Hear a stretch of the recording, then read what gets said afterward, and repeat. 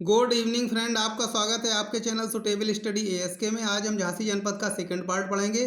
बुंदेलखंड जनपद का ये हमारा आखिरी वीडियो है। इससे पहले हम ललितपुर जनपद, झांसी जनपद का एक पार्ट और जालौन जनपद की वीडियो बना चुके हैं। तो झांसी की विद्युत परियोजनाएं: शीतला जल विद्युत परियोजना झांसी में है, माता टीला जल विद्युत परियोजना झांसी में बेतवा नदी पर है, परीक्षा ताप विद्युत गृह झांसी में है। भारत का पहला गांव जिसका अपना सोलर पावर प्लांट है रामपुरा झांसी में है। Rampura solar power plant Norway के सहयोग से बना है, 8.7 किलोवाट क्षमता का है। ट्रांसफार्मर फैक्ट्री झांसी में है। आयुर्वेद झांसी महोत्सव: प्रतिवर्ष फरवरी माह में या मार्च माह में झांसी में आयुर्वेद महोत्सव मनाया जाता है। इसके बाद झांसी के यातायात के साधन: सड़क मार्ग: राष्ट्रीय राजमार्ग विकास परियोजना का पूर्व पश्चिम तथा उत्तर दक्षिण गलियारा या कॉरिडोर झांसी में मिलते हैं। तो ये राष्ट्रीय राजमार्ग विकास परियोजना है, इसका पूर्व पश्चिम गलियारा असम के सिलचर से पोरबंदर गुजरात तक है, और उत्तर दक्षिण गलियारा जो है वो जम्मू कश्मीर के श्रीनगर से कन्याकुमारी तमिलनाडु तक है। अब रेल मार्ग: झांसी जंक्शन का प्रमुख रेलवे स्टेशन झांसी जंक्शन है, जो दिल्ली मुंबई तथा दिल्ली चेन्नई लाइन पर स्थित है। वायु मार्ग: झांसी में एक एयरपोर्ट है जो आर्मी का है, इसके विस्तार की योजना है। झांसी के प्रमुख संस्थान: राजकीय संग्रहालय झांसी में स्थित है, बुंदेलखंड विश्वविद्यालय झांसी में है, रानी लक्ष्मीबाई चिकित्सा संस्थान, रानी लक्ष्मीबाई मेडिकल कॉलेज झांसी में है, रानी लक्ष्मीबाई कृषि विश्वविद्यालय झांसी में है, ग्रासलैंड तथा चारा संस्थान या घास अनुसंधान संस्थान झांसी में स्थित है।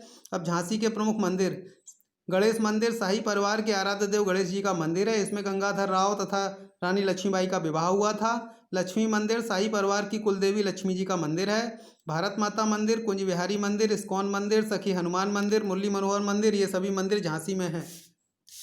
इसके बाद आता है लहर देवी मंदिर। झांसी के सीपरी बाजार में लहर पहाड़ पर स्थित है लहर देवी का मंदिर। इस मंदिर में आला ने अपने पुत्र इंदल की बलि दी थी।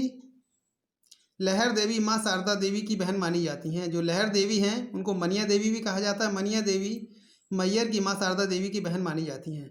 तारा माता मंदिर ये झांसी के बरुआ सागर में है। कैमासन देवी मंदिर और मैमासन देवी मंदिर झांसी में है। ऐसा माना जाता है कि कैमासन और मैमासन ये दो बहनें थीं। इनकी सुंदरता पर मोहित होकर अकबर की नीयत गड़बड़ हो गई थी, जिसके कारण इन्होंने अलग अलग पहाड़ से गिरकर अपनी जान दे दी थी अकबर से बचने के लिए। तो उन्हीं पहाड़ों पर कैमासन और मैमासन देवी मंदिर बने हुए हैं। सिद्धेश्वर सिद्धपीठ आश्रम झांसी में है। अब झांसी से संबंधित प्रमुख व्यक्ति मेजर ध्यानचंद। ध्यानचंद का जन्म 29 अगस्त 1905 को इलाहाबाद वर्तमान में प्रयागराज में हुआ था। बाद में इनका परिवार झांसी आकर रहने लगा। मेजर ध्यानचंद को हॉकी का जादूगर कहा जाता है। द गोल पुस्तक ध्यानचंद की है। ध्यानचंद के जन्म दिवस 29 अगस्त को हम खेल दिवस के रूप में मनाते हैं। इसके बाद मैथिली शरण गुप्त का जन्म चिरगांव झांसी में हुआ था। झांसी जनपद के चिरगांव में हुआ था। चिरगांव में एक किला है, राम जानकी मंदिर है। क्षेत्रीय ग्रामीण विकास संस्थान जो है वो भी चिरगांव में स्थित है। राष्ट्रीय ग्रामीण विकास संस्थान हैदराबाद में स्थित है। दीनदयाल उपाध्याय ग्रामीण विकास संस्थान लखनऊ के बक्सी तालाब में है। अब मैथिली शरण गुप्त हिंदी खड़ी बोली के कवि हैं। महात्मा गांधी ने इनको राष्ट्र कवि कहा था। इनकी रचनाएं पंचवटी, साकेत, यशोधरा, भारत भारती, जयद्रथवत, सिद्धराज, विश्ववेदना हैं। वृंदावन लाल वर्मा का जन्म मऊरानीपुर में हुआ था। मऊरानीपुर झांसी की एक तहसील है, जो क्षेत्रफल के हिसाब से उत्तर प्रदेश की सबसे बड़ी तहसील है। तो वृंदावन लाल वर्मा का जन्म मऊरानीपुर में हुआ था। ये प्रमुख उपन्यासकार थे। इनके प्रमुख उपन्यास गढ़कुंडार, झांसी की रानी, कचनार, माधवजी, सिंधिया, अमरवेल, मृगनैनी हैं। तो इनका जो गढ़कुंडार उपन्यास है ये गढ़कुंडार के किले पर आधारित है। गढ़कुंडार का किला मध्य प्रदेश में है। गढ़कुंडार के किले में रहस्यमयी गुफाएं हैं। ऐसा माना जाता है कि गढ़कुंडार गांव में एक बारात आई थी जो किला घूमने गई और उनकी गुफाओं में विलुप्त हो गई, जो आज तक वापस नहीं आई। तो गढ़कुंडार का जो रहस्यमयी किला है उस पर आधारित वृंदावन लाल वर्मा का उपन्यास गढ़कुंडार है, तथा अन्य उपन्यास झांसी की रानी, कचनार, माधवजी, सिंधिया, अमरवेल और मृगनैनी हैं। अब झांसी के प्रमुख पार्कों में अगर देखा जाए तो रानी लक्ष्मीबाई पार्क और पंचतंत्र पार्क। तो रानी लक्ष्मीबाई पार्क जो है बच्चों के खेलने का अच्छा स्थान है। ऐसे ही पंचतंत्र पार्क घूमने के लिए अच्छा स्थान है। यह विष्णु शर्मा की पुस्तक पंचतंत्र से प्रेरित है। पंचतंत्र विष्णु शर्मा की पुस्तक है, जो प्राचीन काल की पुस्तक है।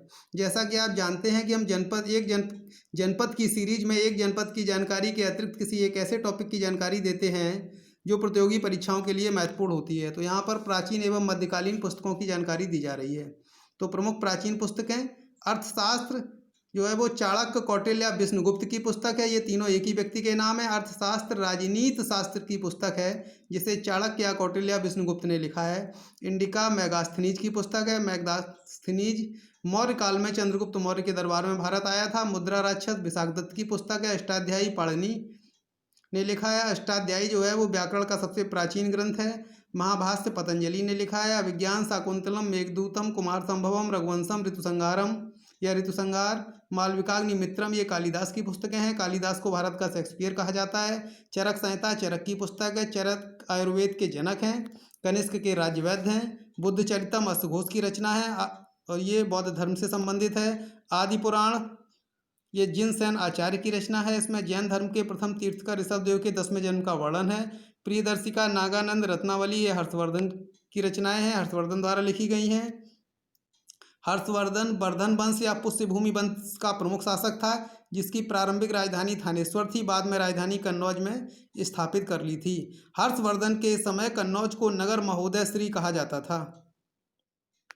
हर्षचरित और कादम्बरी, हर्षचरित और कादम्बरी ये बाणभट्ट की रचनाएं हैं और ये बाणभट्ट जो है वो हर्षवर्धन का दरबारी कवि था। हर्षचरित में हर्षवर्धन की जीवनी है।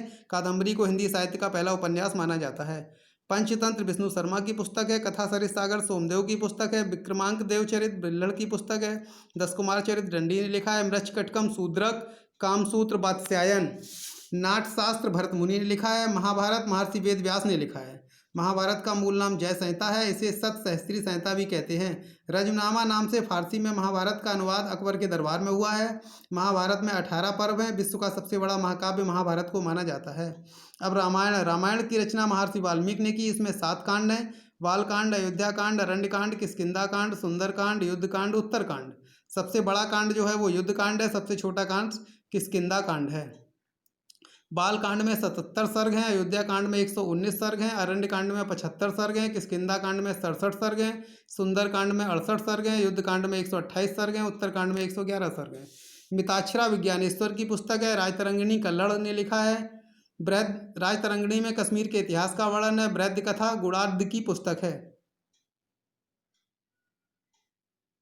जो बृहद कथा है वो गुणाढ़ की पुस्तक है। गीत गोविंद जयदेव ने लिखा है। तिरुकुरल ये तिरुवल्लूर ने लिखा है। ये तमिल साहित्य की पुस्तक है। शाहीनामा फिरदौसी की पुस्तक है। पृथ्वीराज रासो चंदवरदाई की पुस्तक है। इसके बाद कुछ प्रमुख मध्यकालीन पुस्तकें। रामचरितमानस तुलसीदास ने लिखा है। बीजक कबीरदास ने लिखा है। बीजक के 3 भाग हैं। साखी, शबद, रमैनी। सूरसागर, साहित्य लहरी, सूरसारावली सूरदास की पुस्तकें हैं। पद्मावत मलिक मोहम्मद जायसी की पुस्तक है।